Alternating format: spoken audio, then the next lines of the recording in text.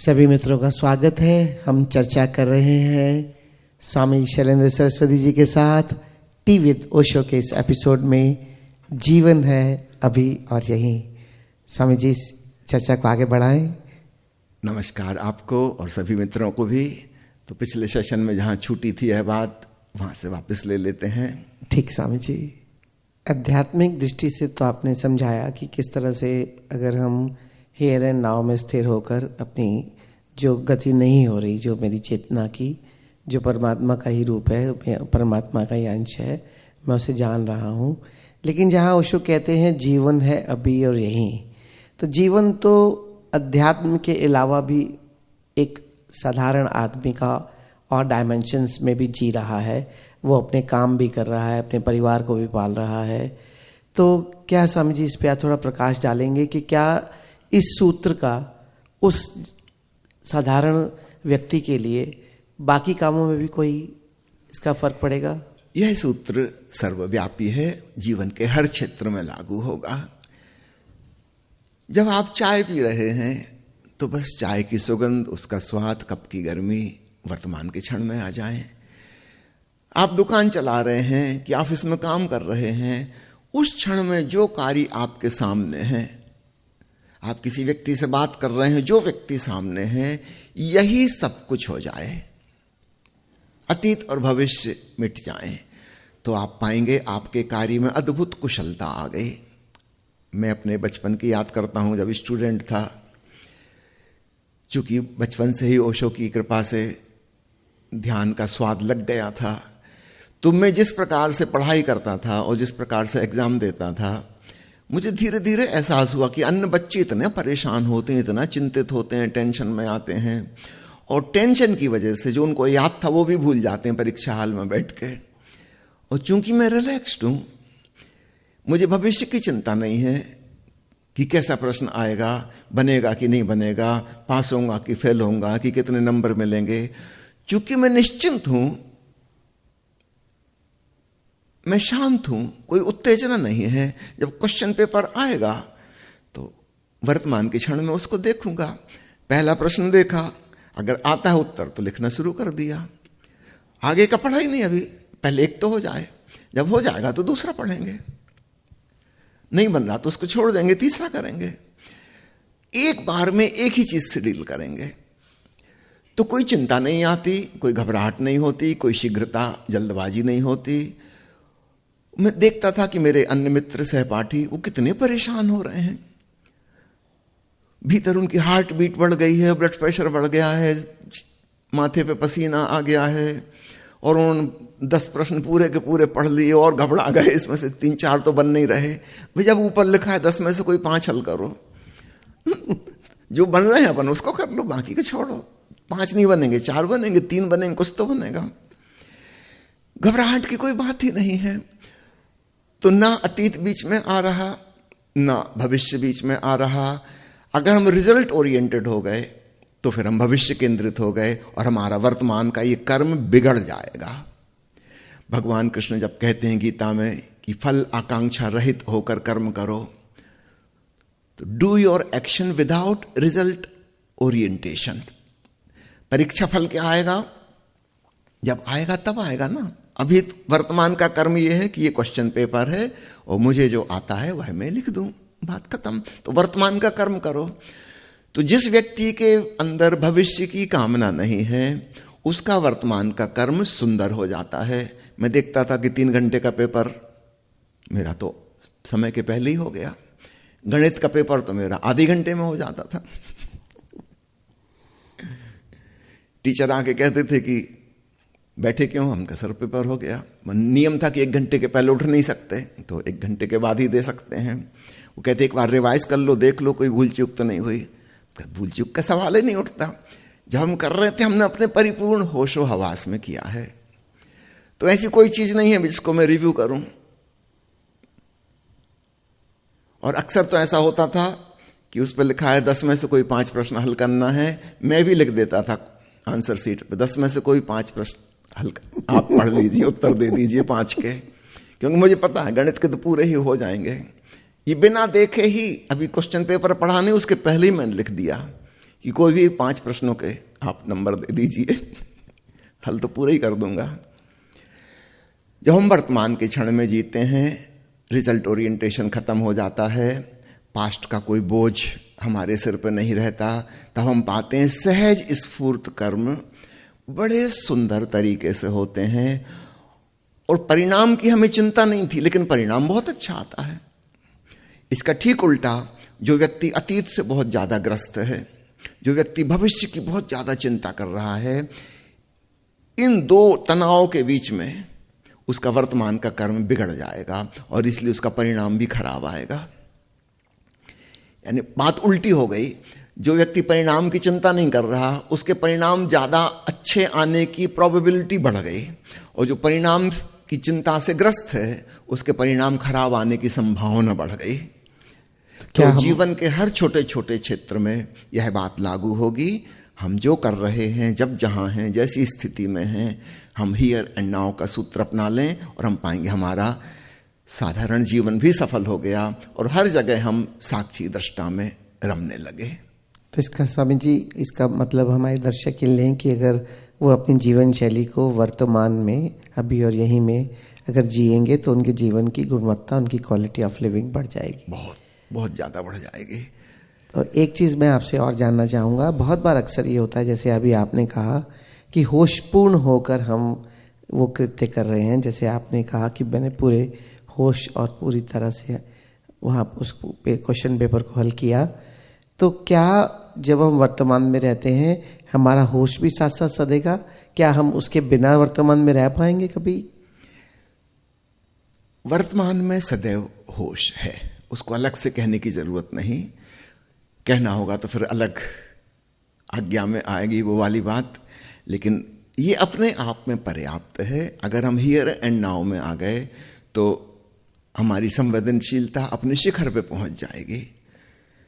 हमारी सेंसिटिविटी को, हमारी अवेयरनेस को किस चीज ने मारा है?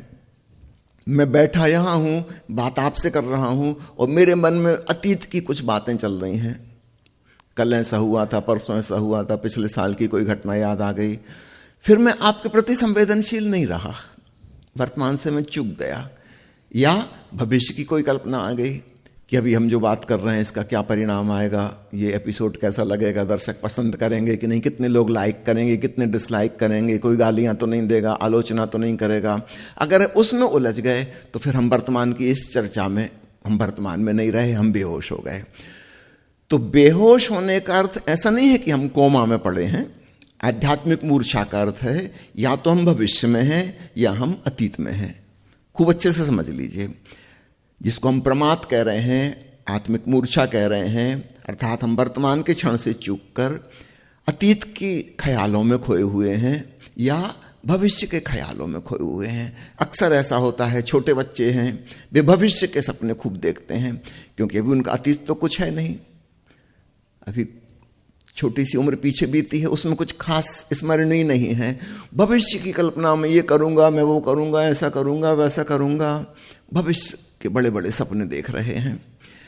वृद्ध व्यक्ति अब सामने की तरफ नहीं देखता, अब सामने उसको कब्रिस्तान और शमशान घाट नजर आएगा, वो पीछे लौट कर देखता है और बड़े गुणगान करता है कि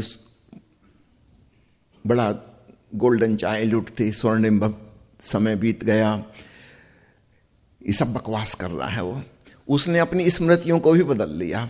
बचपन कभी भी स्वर्णिम नहीं था, बच्चा सब प्रकार से असहाय था, लाचार था, बेबस था, दूसरों के ऊपर डिपेंडेंट था, हर छोटी छोटी चीज के लिए दूसरों की अनुमति उसको लेनी पड़ती थी। उसको जल्दी पड़ी थी कब बड़ा हो जाऊं।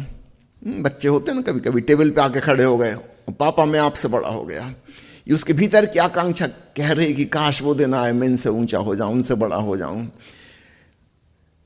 कोई बच्चा सुखी नहीं है, लेकिन बूढ़े आदमी से पूछो, वो कहेगा बचपन में बड़ा सुख था, बड़े गुणगान करेगा, ऐसा था वैसा था। इसने अपने भीतर की उन कटु स्मृतियों को भी धीरे धीरे धीरे चेंज कर लिया, क्योंकि सामने तो मौत नजर आ रही है, सामने देखना नहीं चाहता वो, तो पीछे के गुणगान करो। तो कम उम्र वाले बच्चे जो हैं वो स्वर्णिम भविष्य के सपने देख रहे हैं कि पता नहीं क्या करने वाले हैं वो, और बूढ़े जो हो गए हैं वो स्वर्णिम अतीत के बातें कर रहे हैं। यद्यपि ना उसमें कोई सच्चाई है ना इसमें कोई सच्चाई है। जिस व्यक्ति को हम कहें युवा, वास्तव में युवा, वो वही है जो वर्तमान के क्षण में जी रहा है।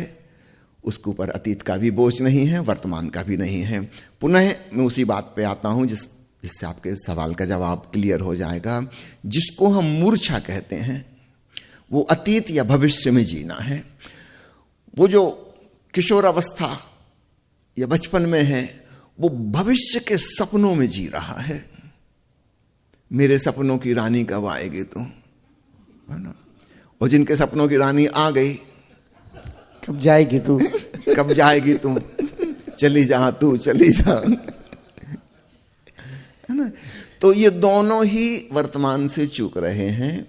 एक ने मधुर मधुर सपने बुन रखे हैं कि भविष्य में ऐसा होगा वैसा होगा, और दूसरे ने अपने अतीत को रंग बिरंगा कर दिया है। था नहीं लेकिन उसके बिना वो जी ना सकेगा, उसको बहुत मधुर प्यारा उसने बना दिया है, अपने अतीत के गुणगान करता रहता है। ये दोनों असत्य में जी रहे हैं, ये सच्चाई नहीं है। और इसलिए सचमुच में कोई जवान व्यक्ति, युवा व्यक्ति वही है जो वर्तमान के क्षण में है, अभी और यहीं। तो स्वामी जी बहुत सुंदर दो बातें आई। एक तो परमात्मा की तो बात हो ही गई। जो लोग आध्यात्मिक यात्रा पे हैं उनको अपनी ज्ञाता का, अपनी चैतन्य का, अपनी चेतना का एहसास होगा जो परमात्मा से जोड़ेगा। दूसरा, अगर वो कोई सांसारिक कार्य करते हैं तो उनके क्वालिटी ऑफ लिविंग, गुणवत्ता बढ़ेगी और ऑटोमेटिकली वो प्रमाद से हटकर होशपूर्ण जीवन को उपलब्ध भी हो जाएंगे। तो बहुत गहरे सूत्र ये रहे। एक छोटा सा सवाल मेरा भी और बाकी है कि अगर कोई व्यक्ति कहता है कि मैं तो अभी जी रहा हूँ, अब 3 महीने के बाद उसे किसी यात्रा पर जाना है, उसकी टिकट भी बुक करनी है, सब कुछ करना है, इसको आप हमारे दर्शकों को थोड़ा सा इसका भी मार्गदर्शन कर दीजिए। देखिए, जब आप टिकट बुक करने के लिए ट्रेवल एजेंट को फोन कर रहे हैं तो आप इसी क्षण में, वर्तमान के क्षण में रहते हुए बात कीजिए। ये एक अलग बात हो गई। आप चले नहीं गए वहां 3 महीने बाद जहां जाना है, आप वर्तमान के ही क्षण में हैं, आप टिकट बुक कर रहे हैं। Be in the present moment. तो निश्चित रूप से आगे की यात्रा की प्लान करनी होगी, लेकिन इस क्षण में रहते हुए प्लान करिए। ये अलग बात हो गई। एक है कि हम भविष्य के सपने में चले गए, वहां के सोचने लगे ऐसा वैसा। वर्तमान के इस क्षण में परिपूर्ण होशो हवास में हम प्लान कर रहे हैं, हम योजना बना रहे हैं। ये हमारे वर्तमान का ही एक्सटेंशन हिस्सा होगा। हम वर्तमान से नहीं चूके। जब हम ट्रैवल एजेंट को फोन कर रहे थे, जब हम रिंग कर रहे थे, हम पूरे वर्तमान के क्षण में थे, होशो हवास में रिंग कर रहे थे। जब हमने उससे बात की, उसको बताया, पूरे अपने होशो हवास में वो क्या कह रहा है उसके प्रति हम पूरे सतर्क हैं। तो हम वर्तमान के क्षण में रहते हुए भविष्य की योजना बनाएंगे, प्लान करेंगे, लेकिन वह वर्तमान की ही एक घटना होगी। एक बात और कहना चाहूँगा, आपके सवाल में आता है सांसारिक और आध्यात्मिक, है ना, एक परमात्मा वाला जीवन और एक साधारण जीवन। ऐसे 2 डिवीजन नहीं है, एक ही जीवन है ना। इसी में अगर हम अभी और यहीं में जीने लगते हैं तो यही साधारण जीवन असाधारण जीवन हो जाता है, यही लौकिक जीवन पारलौकिक हो जाता है। तो 2 हिस्सों में नहीं बांटे, वरना फिर उससे कल्पना पैदा होती है कि अभी तो मैं साधारण संसार में जी रहा हूँ, घर गृहस्थी की देखरेख कर रहा हूँ, कभी भविष्य में मैं भी आध्यात्मिक यात्रा करूंगा, फिर भविष्य पैदा हो गया। अक्सर धार्मिक लोग भी धर्म के रहस्य से वंचित रह जाते हैं। उसका कारण वे आगे भविष्य में टाल देते हैं। समझो, मैंने कहा बूढ़ा आदमी नहीं देखना चाहता कि अगले 5-10 साल में उसकी मृत्यु होने वाली है। वो भविष्य की कल्पना करने लगता है कि अगले जन्म में क्या होगा, पुनर्जन्म के सिद्धांत में विश्वास करने लगता है, आत्मा की अमरता का सिद्धांत किस किताब में लिखा है वो पढ़ने लगता है, रटने लगता है मृत्यु का डर, और अमरता का सिद्धांत उसको एक सांत्वना देता है कि नहीं, मरोगे नहीं। स्वर्ग कैसे जाए, वो पुण्य करने लगता है, दान देने लगता है, स्वर्ग की टिकट बुक कर रहा, वो फिर भविष्य में चला गया। कोई व्यक्ति मोक्ष की और निर्वाण की और कैवल्य की भी बात अगर सोच रहा है तो वह भविष्य में ही जा रहा है। इसने अब काल्पनिक भविष्य फिर निर्मित कर लिया। इस मृत्यु के बाद वहां का वो इंतजाम करने में लग गया। फिर उसकी प्लानिंग शुरू हो गई और वो वर्तमान के इस क्षण से फिर चूक रहा है। तो हम जिनको तथाकथित धार्मिक लोग कहते हैं, ये वही सांसारिक लोग हैं, वर्तमान के क्षण में नहीं जी रहे, वो और भविष्य के लिए कुछ कर रहे हैं। जो मंदिर मस्जिद चर्चों में जाके प्रार्थना कर रहे हैं, प्रभु से याचना कर रहे हैं, उनकी सारी प्रार्थनाएं भविष्य केंद्रित हैं। हे प्रभु ऐसा कर दे, वैसा कर दे, अर्थात भविष्य के लिए वो कह रहे हैं, भविष्य केंद्रित हो गए। कोई व्यक्ति तपस्या कर रहा है, त्याग कर रहा है, साधु हो गया है, उससे पूछो किस लिए, वो कहेगा परमात्मा को पाने के लिए। अब यहां पे फिर डिवीजन खड़ा हो गया। परमात्मा एक भविष्य की चीज बन गई जो उसको पाना है। कोई कहेगा आवागमन से मुक्त होना है, मोक्ष प्राप्ति करनी है, अर्थात अभी का जीवन तो बेकार है, मोक्ष प्राप्त करना वो उसका उद्देश्य है, वो उसका लक्ष्य है। वो वर्तमान के क्षण से फिर चूक गया। तो मुक्ति कोई ऐसी वस्तु नहीं है जो भविष्य में कभी मिलेगी। जो व्यक्ति अभी जागृति में जीने लगा वह मुक्ति का एहसास करता है। बंधन हमारे भूत और भविष्य हैं। और तथाकथित धार्मिक आदमी भी सांसारिक व्यक्ति की तरह ही कामनाग्रस्त होता है। उसके कामना के ऑब्जेक्ट्स बदल गए। एक कह रहा है मुझे और धन चाहिए, दूसरा कह रहा है कि ध्यान में मेरी गति और तीव्र कैसे हो, मैं इसके उपाय करूंगा। एक कह रहा है कि मुझे बड़ा महल बनाना है और दूसरा कह रहा है मुझे मोक्ष जाना है। एक को राजधानी पहुंचना है, मिनिस्टर बनना है, और तीसरे को मरने के बाद किसी देवलोक में पहुंचना है, वैकुंठ लोक में पहुंचना है। फर्क कुछ नहीं है, दोनों तनावग्रस्त हैं, दोनों परेशान हैं, दोनों वासनाग्रस्त हैं। वासना का अर्थ ही है भविष्य केंद्रित। अब वो कामना किस चीज की है इससे कोई फर्क नहीं पड़ता। मैं इस जगत में पद पाना चाहता हूं, प्रतिष्ठा पाना चाहता हूं, या पारलौकिक लक्ष्य मेरा प्रभु को पाना चाहता हूं, दोनों कामनाएं बराबर हैं। और कामना का स्वभाव है दुख देना, दोनों बराबरी से दुख देंगी। वो पद प्रतिष्ठा की कामना भी जितना दुख देती थी उतना ही दुख प्रभु को पाने की कामना देगी। इसलिए हम हैरान होते ना, मैंने विज्ञान भैरव तंत्र की चर्चा की, शिव ऐसी कोई बात ही नहीं कहते जो भविष्य से संबंधित हो। सारी 112 विधियां, वो 112 विधियां ऐसी नहीं कि आपको बैठ के अलग से कुछ करना है, जिसको आप साधारण जीवन कह रहे हैं ना, सांसारिक जीवन, ये उसी के अलग अलग हिस्से हैं। शिव कह रहे हैं जब तुम किसी कुर्सी पे बैठे हो या जमीन पे बैठे हो या बिस्तर पे लेटे हो, अचानक वजन शून्यता का एहसास करो। अब इसके लिए कहीं कोई स्पेशल अरेंजमेंट तो नहीं करना, ऐसा तो हो ही रहा है। हम किसी आसन में बैठे हैं या बिस्तर पे लेटे हैं। अगली विधि में भी कह रहे हैं तुम्हारा वजन कहां पड़ रहा है, कितना प्रेशर पॉइंट पे, उसके प्रति संवेदनशील बनो। इतनी सरल सी बात, ये कोई हमको जंगल में जाके थोड़ी साधनी है, भी घर में आप जहां उठ बैठ रहे वहीं सत जाएगी। शिव कह रहे हैं जब किसी बहुत दिन बाद बिछड़े हुए मित्र से मुलाकात होती है तो तुम्हारे भीतर जो हर्ष पैदा होता है उस हर्ष में डूबो। अब इसके लिए हमें कोई आयोजना थोड़ी करनी है। साधारण जीवन में ऐसा कभी ना कभी होगा, जब हो ख्याल करना, उस हर्ष में, उस आनंद में, उसमें डुबकी लगाना। साधारण क्या होगा, हम पर केंद्रित हो जाएंगे, उस मित्र के प्रति सेंटर्ड हो जाएंगे उस पर। और शिव कह रहे हैं अपने भीतर जो घटना घटी, वो आनंद, मजा आया, उत्फुल्लता, प्रसन्नता, उसको पकड़ो। तो सब प्रकार से अपने भीतर ला रहे हैं। इसी प्रकार कह रहे हैं जब किसी कामना में तुम उद्विग्न हो जाओ तो अचानक उस विषय वस्तु को छोड़ दो जिसने वह कामना या क्रोध पैदा किया।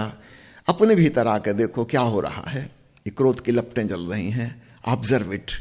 और ऑब्जर्व करते करते आप ऑब्जर्वर हो गए, दृष्टा बन गए, साक्षी चेतन हो गए। जल्दी ही वो आग की लपटें विदा हो जाएंगी।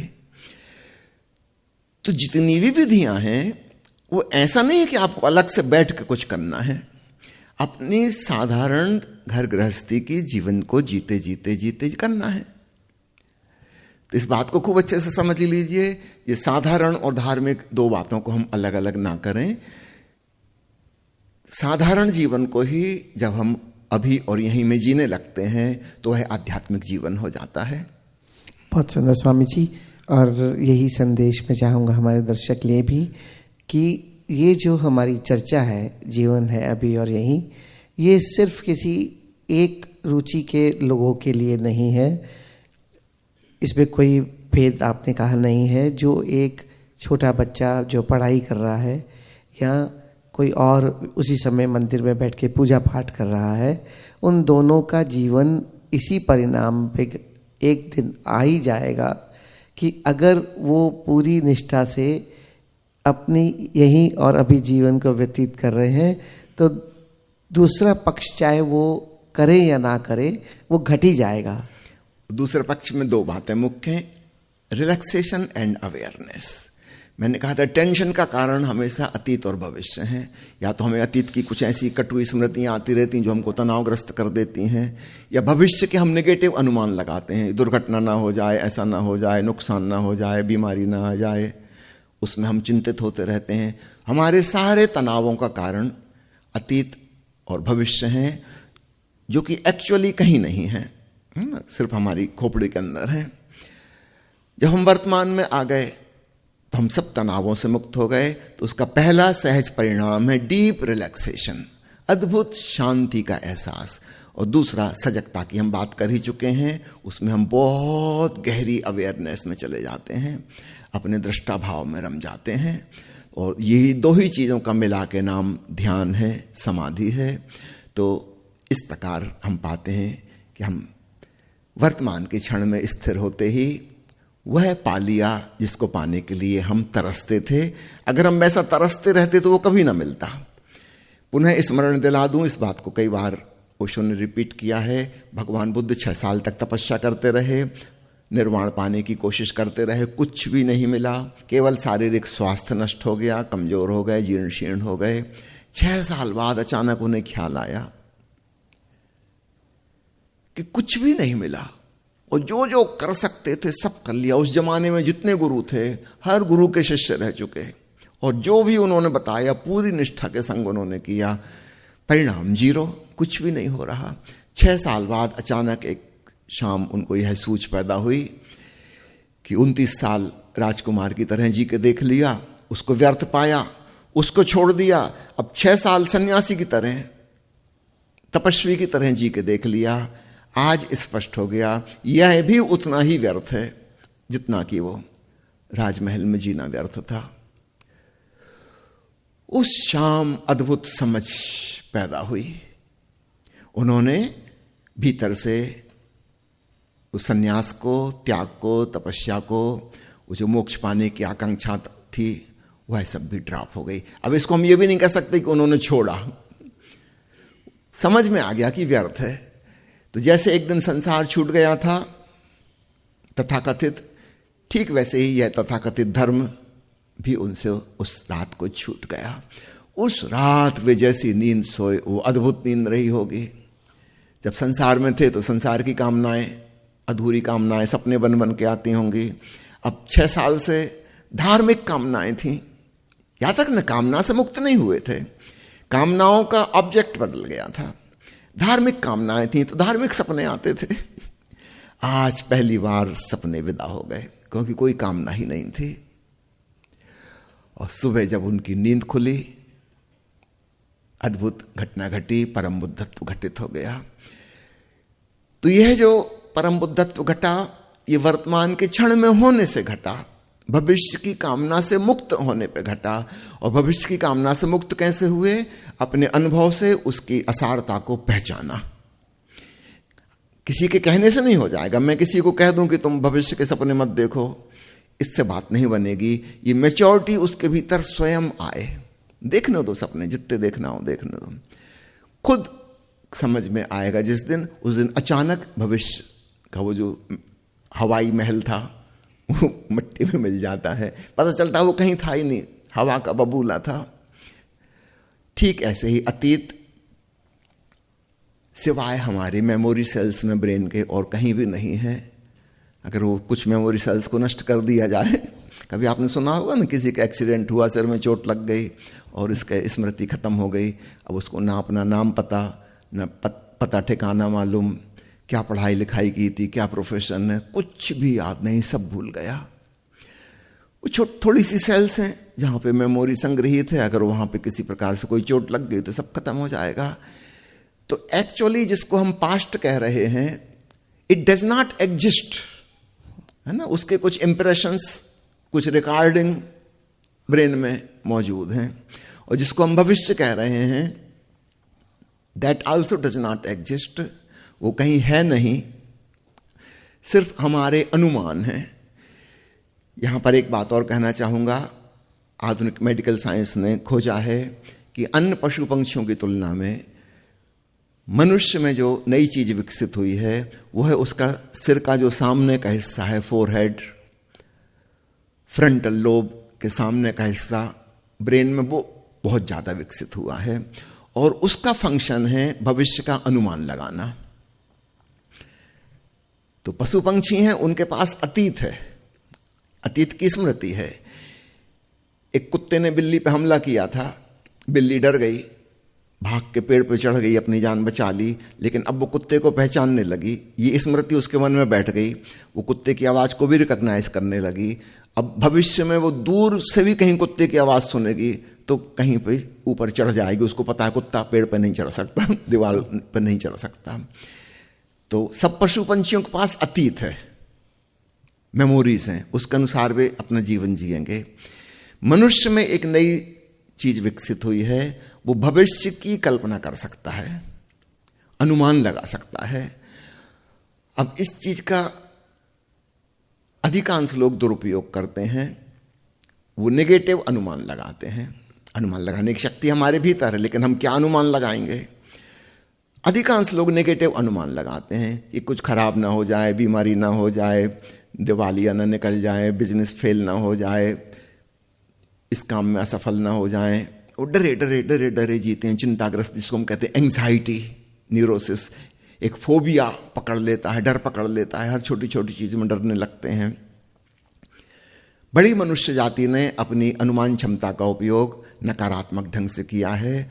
थोड़े से लोग हैं, मुश्किल से 2-3%, जिन्होंने पॉजिटिव अनुमान लगाए। उनके भीतर आशावादी दृष्टिकोण पैदा होता है, वो बहुत ऑप्टिमिस्टिक हो जाते हैं, उमंग और उत्साह से भर जाते हैं, बड़े ऊर्जावान हो जाते हैं, क्योंकि उनको सुंदर भविष्य नजर आ रहा है। याद रखना, है कहीं नहीं भविष्य, लेकिन उन्होंने अपने अनुमान में एक सुंदर भविष्य की कल्पना की है। यही लोग रचनात्मक बनेंगे, क्रिएटिव बनेंगे, सृजनशील बनेंगे। तो अपने भीतर जो अनुमान की क्षमता है उसका नेगेटिव उपयोग करेंगे तो हम अपने आसपास नरक खड़ा कर लेंगे। अधिकांश लोगों ने ऐसा ही किया है। थोड़े से लोग इसका पॉजिटिव उपयोग करते हैं, इनका जीवन क्रिएटिव हो जाएगा, बड़े स्वर्ग में जिएंगे, इनके भीतर सुख ही सुख होगा, क्योंकि हर चीज का सुखद पक्ष देखते हैं। वो अंधेरी रातों की गिनती नहीं करते, वो चांदनी रातों की गिनती करते हैं। और अधिकांश लोगों ने वो कहावत बनाई है, मेजॉरिटी ने, 4 दिन की चांदनी फिर अंधेरी रात। ये नेगेटिव लोग हैं। वही चांदनी रात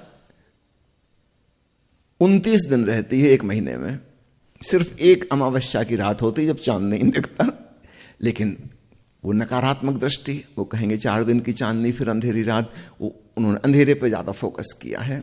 जो व्यक्ति पॉजिटिव दृष्टिकोण वाला है वो उजले पक्ष पे दृष्टि को फोकस करेगा, उसके जीवन में खूब उमंग होगी, उत्साह होगा, एंथुसियाज्म होगा, शुभ कार्य करेगा, उसका जीवन पुण्य से भर जाएगा, उसके भीतर से भय समाप्त हो जाएंगे। एक श्रद्धा अस्तित्व पे उसकी रहेगी, एक भरोसा कि जो हुआ अच्छा हुआ, आगे भी अच्छा ही होगा, ऐसी उसकी कल्पना शक्ति। वो स्वर्ग में जिएगा। जब ओशो कह रहे हैं अभी और यहीं, ये स्वर्ग और नरक दोनों के पार एक तीसरी अवस्था और है, सुख दुख दोनों के पार परम शांति की, परमानंद की, वहां की बात हो रही है। तो ना नेगेटिव अनुमान लगाएं, ना पॉजिटिव अनुमान लगाएं, अनुमान ही ना लगाएं, वर्तमान में आ जाएं, क्योंकि अनुमान हमेशा भविष्य का है। ये और गहरी बात है। और याद रखिएगा, इसमें केवल वही लोग प्रवेश कर पाएंगे जो पहले कम से कम स्वर्ग में आ गए हैं। अगर हम एक ट्रायंगल बनाएं, उसके नीचे के 2 एंगल स्वर्ग और नरक हैं, और ऊपर का एंगल दोनों के पार ट्रांसेंडेंटल पॉइंट है मुक्ति का, निर्वाण का, कैवल्य का। तो आम आदमी अधिकांशतः नरक में जी रहा है, दुख ही दुख, डर ही डर, चिंता ही चिंता। कुछ समझदार लोग दूसरे एंगल पर आए हैं जहां वो पॉजिटिविटी के संग जी रहे हैं, सब कुछ सकारात्मक हो गया। अध्यात्म जिस तरफ हमें इशारा कर रहा है वो इन दोनों से परे एक तीसरी अवस्था है, दोनों के मध्य में भी है और इनके परे भी है, ऊपर भी है। तो जब हम वर्तमान के क्षण में आते हैं हम उस परे की अवस्था में चले जाते हैं, लेकिन इसमें वही जा पाएंगे जो ऑलरेडी स्वर्ग में आ चुके हैं, जिसने इतनी समझदारी बरती कि नेगेटिव कल्पना करना बंद करे, भूत प्रेतों की कल्पना ना करे, अच्छी अच्छी कल्पना करे, जो क्रिएटिव बन गया। अब एक दिन ऐसा आता है कि वो अपनी क्रिएटिविटी से, इस सुखद अवस्था से, आशा और उमंग से भी ऊब जाता है। दुख से तो हम थक ही जाते हैं, एक दिन ऐसा भी आता है कि हम सुख से भी थक जाते हैं, और तब एक नई चीज ख्याल में आती है कि क्या सुख और दुख के परे भी कोई चीज है। और तब यह घटना घटती है, हम वर्तमान के क्षण में आ जाते हैं। सीधा नरक से मोक्ष जाने का उपाय नहीं है, स्वर्ग से ही मोक्ष जाया जा सकता है। इसलिए साधारणतः नए नए साधक जब आते हैं हम उनसे बहुत गहरी बात नहीं करते, क्योंकि इसको पकड़ ही नहीं पाएंगे। हम इतनी कोशिश करते हैं कम से कम वो नेगेटिव से पॉजिटिव में आ जाएं, कम से कम इतनी समझदारी तो बरतो। फिर यहां जब आ जाओगे फिर कहेंगे इसके भी पार कुछ है। तो पहले नेगेटिव से पॉजिटिव में आना जरूरी है, क्योंकि स्वर्ग से रास्ता जाता है मोक्ष तक, नरक से नहीं जाता है। तो ट्रायंगल दूरी बराबर है, लेकिन वहां से रास्ता नहीं खुला, दरवाजा नहीं खुला, स्वर्ग से दरवाजा खुला है। तो पहले नेगेटिव से पॉजिटिव में आ जाओ, फिर पॉजिटिव से हम बियॉन्ड डुअलिटी चले जाएंगे, निर्द्वंद हो जाएंगे। तो हियर एंड नाउ हमें उस निर्द्वंद की अवस्था में स्थित कर देता है। बहुत सुंदर स्वामी जी, जैसा ओशो का ये सूत्र है, जीवन है अभी और यहीं, इसमें आपने चैतन्यता का मार्ग भी बताया। परमात्मा है ही, उसमें ऑटोमेटिक हम प्रवेश कर ही सकते हैं। इसके साथ साथ जो भी हमारे दर्शक अपने संसार में, अपने कार्य में या प्रगति पे लगे हैं, उनके लिए भी ये सूत्र बहुत ही काम का है। इससे तनाव से मुक्ति और शांत रिलैक्सेशन और मन से पार, ये सभी उपलब्धियां इस सूत्र से हो जाती हैं। बस एक अंतिम बात और कहना चाहूंगा, बजाय उपलब्धि कहने के उसमें फिर ऐसा लगता है कि भविष्य की कोई चीज है, हम ये वाली ट्रिक अपनाएंगे हियर एंड नाउ की, तो वो वाली चीज हमको उपलब्ध हो जाएगी। वो हमारा कामना वाला मन फिर एक नई कामना खड़ी कर देता है। जीवन है अभी और यहीं, इसमें ये बात ही नहीं आती कि कुछ उपलब्ध हो जाएगा, भविष्य की बात होती है। ऑलरेडी है, ऐसा है, परमात्मा है, जीवन है, हो जाएगा वाली बात भी छोड़ ही दें। लेकिन बड़ी मुश्किल है शब्दों में कैसे कहें, तो कहना पड़ता है मजबूरी में। लेकिन निवेदन है, हो जाएगा वाली बात नहीं कि आप इस तरकीब का उपयोग करके कुछ प्राप्त कर लेंगे, क्योंकि जैसी प्राप्त करने की बात आई वो फिर हमारा एक्सटेंशन हो गया वासना का, कि मैं चाहता हूं कि अरे वाह ऐसी शांति की अवस्था मिल जाए तो फिर ये वाली तरकीब अपना लूं। नहीं, वो भी ड्रॉप कर दें। जीवन है अभी और यहीं, परमात्मा अब भी है, यही है, हियर एंड नाउ। कुछ करने का सवाल नहीं है, कोई ट्रिक की बात नहीं है कि हम कोई तरकीब अपना लेंगे, क्योंकि सारे तथाकथित धार्मिक लोग वही कर रहे हैं, वो कोई तरकीब अपना रहे हैं। कोई कह रहा है कि मैंने इतने उपवास कर दिए, मैंने इतने धन पैसे थे मेरे पास, उस पर लात मार दी, मैंने पत्नी बच्चों को छोड़ दिया, माता पिता को छोड़ दिया। वो ऐसा कैलकुलेशन बता रहा है कि इस सब के बदले में वो अब परमात्मा को पाना चाहता है। ये तो सौदागिरी हो गई। क्या आपके परिवार को छोड़ने से और मकान को छोड़ने से, खेत खलिहान को छोड़ने से, दुकान को छोड़ने से परमात्मा मिल जाएगा? तो परमात्मा कोई बिकाऊ चीज है, आपने उसकी कीमत लगा दी और आप हिसाब लगा रहे हो कि हमने कितना छोड़ दिया, उसके बदले में अब ईश्वर को मिलना ही पड़ेगा क्योंकि हमने पूरी कीमत चुका दी है। फिर ये लोग बड़े नाराज होते हैं। एक दिन जब उनको ईश्वर तब भी नहीं मिलता, क्योंकि उनकी बुनियादी सोच ही वो व्यापारी वृत्ति की थी कि हम कुछ देंगे उसके बदले में हमें कुछ मिलेगा। वो लेन देन व्यापार जो होता है, हम कुछ चुकाएंगे कीमत, फिर वो सामान हमको मिल जाएगा।